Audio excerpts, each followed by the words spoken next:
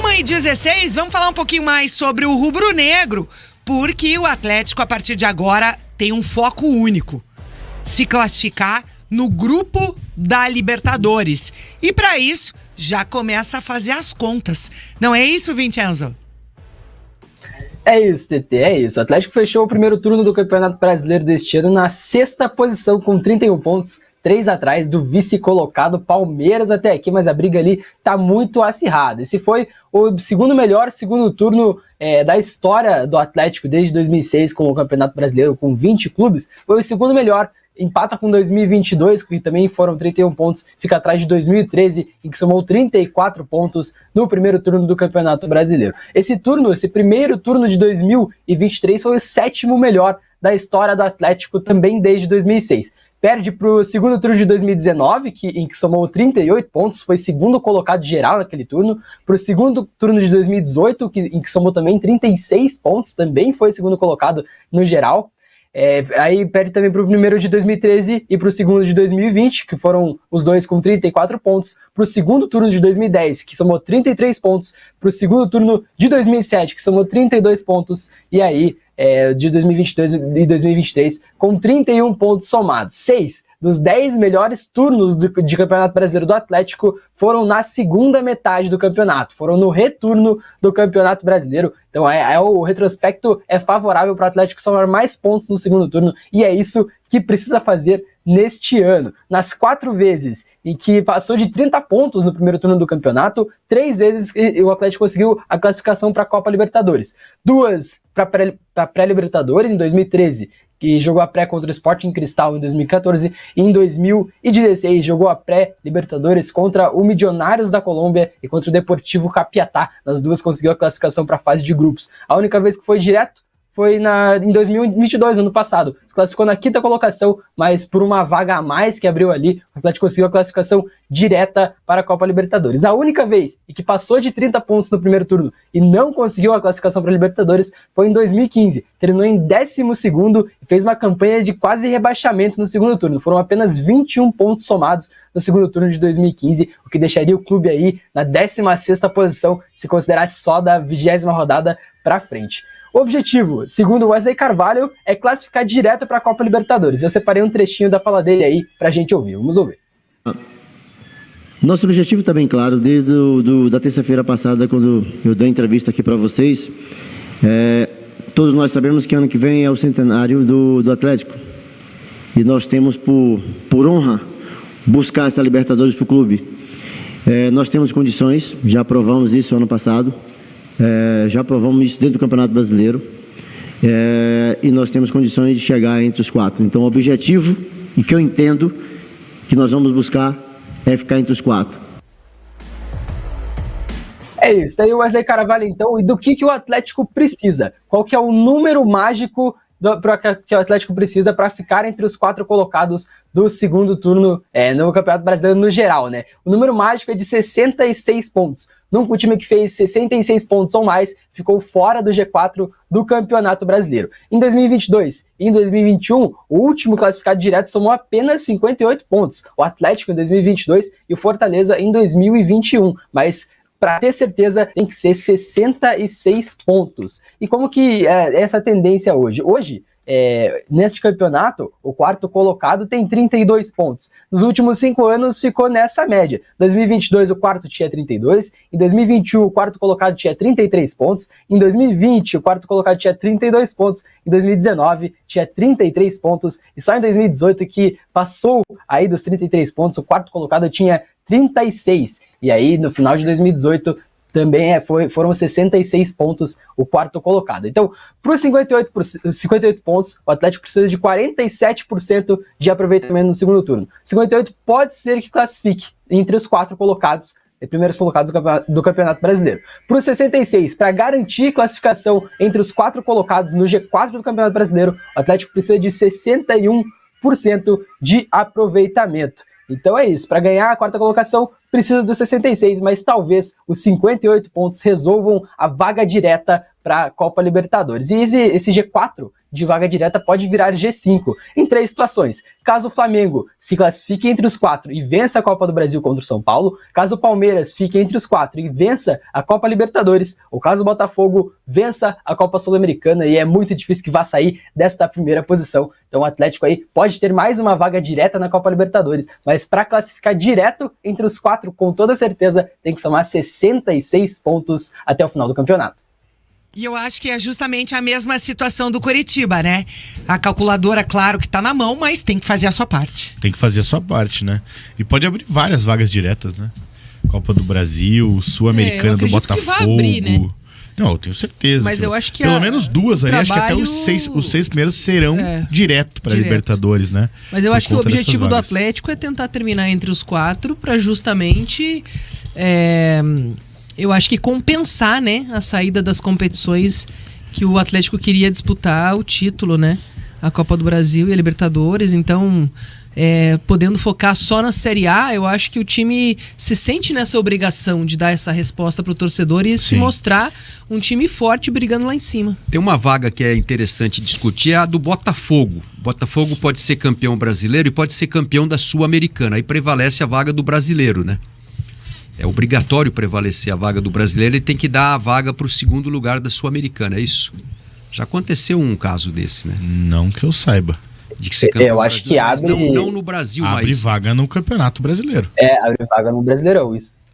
Tem sido assim todos os últimos anos. Mas é o seguinte, né? O campeão brasileiro tem alguns privilégios em relação, por exemplo, a cabeça de chave em relação à Sul-Americana. Então eu acho que o Botafogo vai pelo brasileiro, não pela Sul-Americana, se ele for campeão. Tem que dar uma olhada aí, ó. Entende? Faz sentido, mas... Porque, por exemplo, o Botafogo campeão brasileiro, ele é cabeça de chave na Libertadores. Não sei se como campeão da Sul-Americana ele seria um cabeça de chave. Entende? Então aí tem diferença na hora do sorteio. E eu acho que abre a vaga para o segundo colocado da Sul-Americana. Então, agora o Tarcísio trouxe uma situação interessante. Cabeça de chave não é ranking? Não, o campeão da Sul-Americana, o Atlético foi... Campeão da Sul-Americana, pode falar, Tarcísio. O campeão da Sul-Americana, o Atlético foi porque ele tinha ranking para ser... Cabeça de chave. Para ser cabeça de chave. O campeão da Sul-Americana não é cabeça de chave. Não é cabeça de chave. É porque é uma vaga adicional, entendeu? Então eu acho que o Botafogo, se for campeão brasileiro e da Sul-Americana, ele não vai tirar uma vaga do brasileiro. A gente tem Não, Linha. Fala, Alê. Não. Abre vaga direta para o 5º colocado do Brasileirão para a fase de grupos. E aumenta de G6 para G7. Vamos supor que o São Paulo ganhe a Copa do Brasil. Que um time qualquer que não seja um brasileiro ganha a Libertadores. E o Botafogo ganha a Sul-Americana. Em vez de G6, vira G7. Aí o Botafogo classifica como campeão da Sul-Americana e abre o 5º colocado do Brasileiro, vai direto para o Libertadores. A gente teve G6 ano passado. O Flamengo ganhou a Copa do Brasil e ficou entre os 6 colocados, foi direto para a Libertadores, com a vaga da Copa do Brasil. E o campeão da Libertadores foi o Palmeiras, que também tinha vaga. Então, o Flamengo, né, ganhou as 2. E aí abriu o G6. O Flamengo ficou com 2 vagas a mais para o Brasil e foram 6 colocados, os 6 primeiros do brasileiro foram direto para a fase de grupos. A gente teve o G7 e G8, né, o 7º e 8º, classificando para a pré-Libertadores. E aí o Del Valle ganhou de São Paulo, mas ser G9, já foi G9, mas aí é o seguinte, aí são 2 competições diferentes, né? Porque o Flamengo ganhou a Libertadores. Mas o Botafogo garante de qualquer maneira... Sim, mas tem a questão... Vaga direto da Sula, de qualquer maneira a cabeça de chave porque ele é campeão brasileiro, caso seja. E a vaga da Sul-Americana para a Libertadores vai para o brasileiro. Isso que o Alexandre quis dizer, eu creio.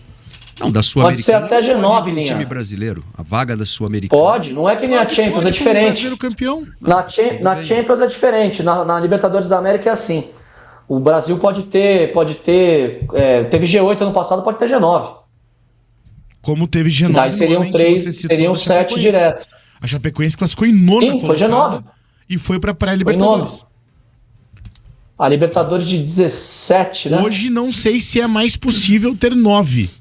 Acho que a possibilidade maior é ter 8. Não existe mais essa possibilidade de ter 9, porque acho que existiu uma mudança na questão das regras da CBF. Então, mas é máximo de 8, se eu não me engano. Por isso que eu tô dizendo, porque... Mas vai pro brasileiro com toda certeza essa vaga. Mas aí vai ter 9. Como 9? Não vai virar G9 se o Botafogo pegar 2 vagas, o Palmeiras pega a vaga da Libertadores, entendeu? Vai começando a aumentar o tanto de vaga. E hoje a G6 vai aumentar 3 vagas.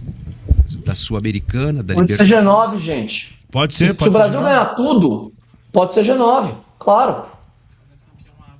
Isso é vergonhoso, né? Então. Desculpa, mas é vergonhoso, né? Eu acho que não. Quem não cai pra segunda divisão vai pra Libertadores. Em caso de G9, o 16º garante vaga na Sul-Americana. Garante. É bizarro. 17º. 16º. Ah, 16º. O último, o único. Antes de não cair. O que não cai ali. Da zona. O que escapa ainda vai pra Sul-Americana. Vai que eles arranjam mais uma competição e arranjam um G10, né? Na Sul-Americana ano que vem. Aí o áudio da chamada do Dalco vai valer. Vai tirar essa chamada do ar, né? Não, essa já tiraram. Vincenzo! Tá por aí, Vincenzo? Tô por aqui sim. Só queria completar esta informação com o clima dos bastidores do Atlético, dos vestiários do Atlético. No pré e no pós-jogo, o Thiago Heleno e o Wesley Carvalho falaram dessas finais aí que o Atlético enfrenta no segundo turno do Campeonato Brasileiro. Nossa campanha daqui pra frente no segundo turno tem que ser campanha, a gente tem que ser campeão, a gente tem que estar em cima, a gente tem que ganhar entre os 4. A gente tem que ter essa ambição, o nosso time tá pronto para isso. Daqui para frente são mais 19 finais. Se tiver de competir, a gente vai competir. O dia que a gente jogar, a gente vai jogar com a bola no chão. O dia que a gente tiver de guerrear, nós vamos guerrear. Como nós fizemos hoje, no momento que as coisas estavam escuras no campo. Tá? Mas assim, muito orgulhoso de todos vocês. E outra, o jogo de Goiás já começa agora. É isso então, campanha de campeão, segundo o Thiago Heleno, e 19 finais, segundo o Wesley Carvalho. É a primeira vez desde 2020 que o Atlético tem essa situação de se focar apenas no Campeonato Brasileiro, e em 2020, quando só focou no Brasileirão, fez campanha aí de 34 pontos no segundo turno e teve um aproveitamento que classificaria entre os 4 colocados neste ano. Então vamos ver aí o Atlético focado só no Campeonato Brasileiro até o final do ano. É uma coisa que a gente não tá muito acostumado, né? Como o Vincenzo trouxe, o Atlético geralmente joga alguma competição de mata-mata até o final, né? Desde 2020, né? Então, no caso, 2021 foi campeão da Copa do Brasil, foi vice-campeão da Copa do Brasil, ganhou a Sul-Americana também, né? 2022 acabou ganhando, chegando na final da Libertadores, e agora sim, só 19 jogos de Campeonato Brasileiro. O Atlético vai jogar muito menos do que está acostumado. E é importante o Atlético largar bem agora, né? Porque ele tem times ali acima dele que estão em outras competições. Sim. Né? Como o Flamengo, por exemplo. Então, aproveitar essa largada para justamente... O próprio Fluminense, né, Jana? Que tá junto com ele largar, praticamente. né? Conseguir encostar ali, né? O Atlético tá colado nos primeiros colocados, mas ele pode, quem sabe, conseguir uma folga, né? Conseguir engrenar uma sequência de bons resultados. Acho que aproveitando todo esse espírito, né? De justamente dar essa resposta... como a gente viu ali no áudio, né, de pré-jogo, dentro do vestiário e de pós-jogo, o ambiente interno acho que ajuda muito, né? E com Wesley sendo mantido por enquanto no comando, eu acho que o foco é justamente tentar transformar cada jogo em uma decisão, né? Tentar fazer aquilo que o time tinha planejado em fazer na Libertadores com cada rodada do Brasileirão, né? 1h30, gente. Ontem não deu boa pro Londrina. Não conseguiu segurar o Atlético Goianiense ontem jogando no Estádio do Café. Tubarão perdeu por 2-0 e continua na zona de rebaixamento. Na 18ª posição, o Londrina, que nesse momento tem 19 pontos. Primeiro time fora da zona é o Avaí, que tem 22. Quer dizer, uma vitória ontem em casa tiraria o Londrina da zona de rebaixamento, mas não foi desta vez. Viu? Jogou mal o Londrina. Eu acompanhei esse jogo ontem. Pra tá ruim no campeonato precisa melhorar, né? Paulo. Não, realmente é muito triste a situação do Londrina, né?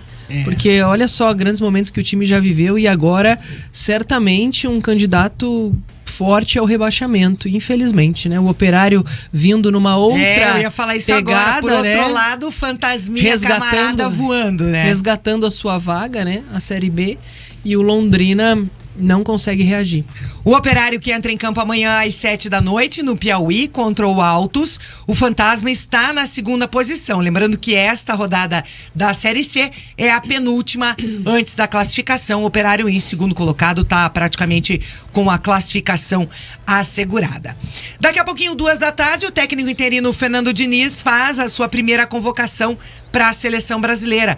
Os jogadores convocados vão participar das 2 primeiras rodadas das eliminatórias sul-americanas da Copa do Mundo. O Brasil vai enfrentar a Bolívia no dia 8 de setembro no Mangueirão, em Belém, partida que marca a estreia de Fernando Diniz como técnico interino da seleção brasileira. Na segunda rodada, aí o Brasil joga contra o Peru, dia 12 de setembro em Lima.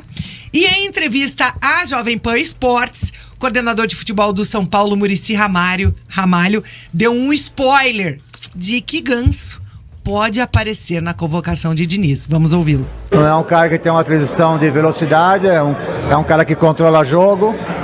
Então cai muito bem no que o Diniz pensa de futebol, né? Por isso que ele dá muito certo no Fluminense atual, né? Porque é o jogo que ele gosta de fazer, né? Não sei, a gente tem ainda muitas dúvidas, né? Porque o Diniz pensa realmente diferente. Tem muitas opções, né? Mas o Ganso com certeza é uma delas. Tá aí, Ganso e mais alguns, de acordo com o Muricy Ramalho. 14h, a gente vai saber, é claro, todos os detalhes da convocação da seleção brasileira nas nossas redes sociais. O Ganso, pela idade e tal, tá nesse projeto de disputar a Não, Copa? acho que não. Pode. Aquilo que eu falei do Fernandinho aqui, vale pro Ganso ou não? É porque, na verdade, o Ganso, em 2016, ele teve a última convocação dele. Depois ele passou por um momento, foi pra Europa, não deu certo, se frustrou, falou que não era pra ele, enfim.